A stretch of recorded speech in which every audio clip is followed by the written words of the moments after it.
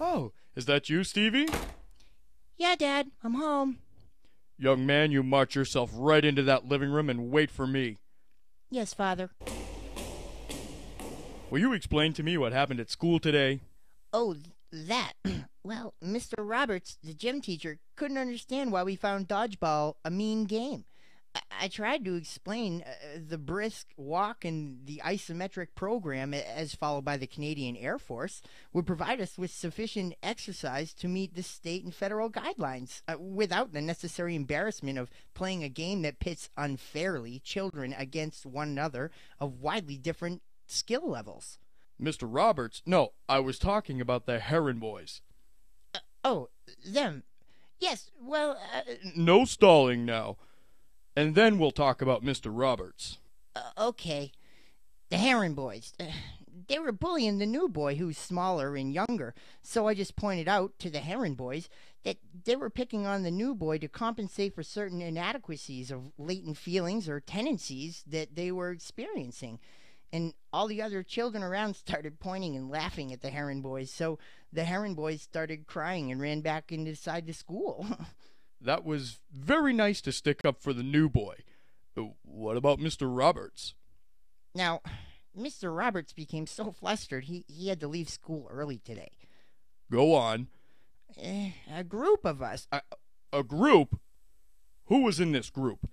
Okay, all the kids in my class, except for the Heron brothers, staged a sit-in against a dodgeball game in class today for the reasons I stated earlier. If those were the reasons, then you made me very proud of you today.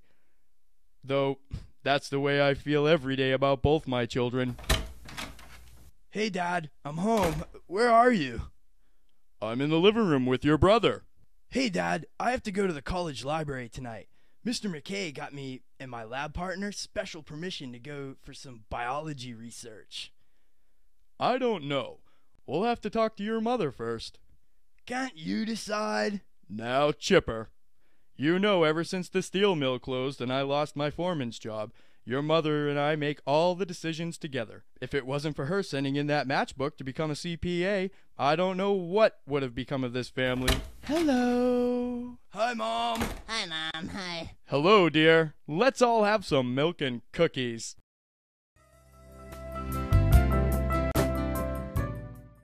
Now, who is it that's driving to the college?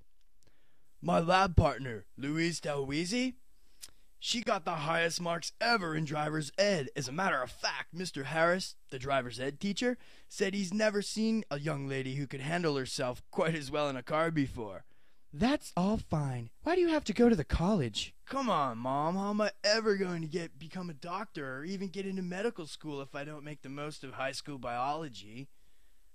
I guess you are right. Now you two kids go into the living room so I can talk to your father.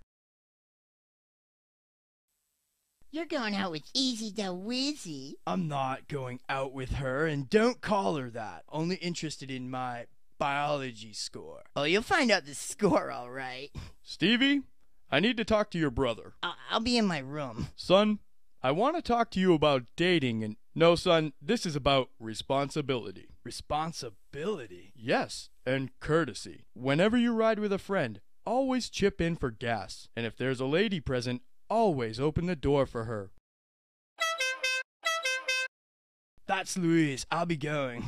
No, you are not, young man. You go out and bring that young lady in here to meet your parents. This is so exciting, his first date.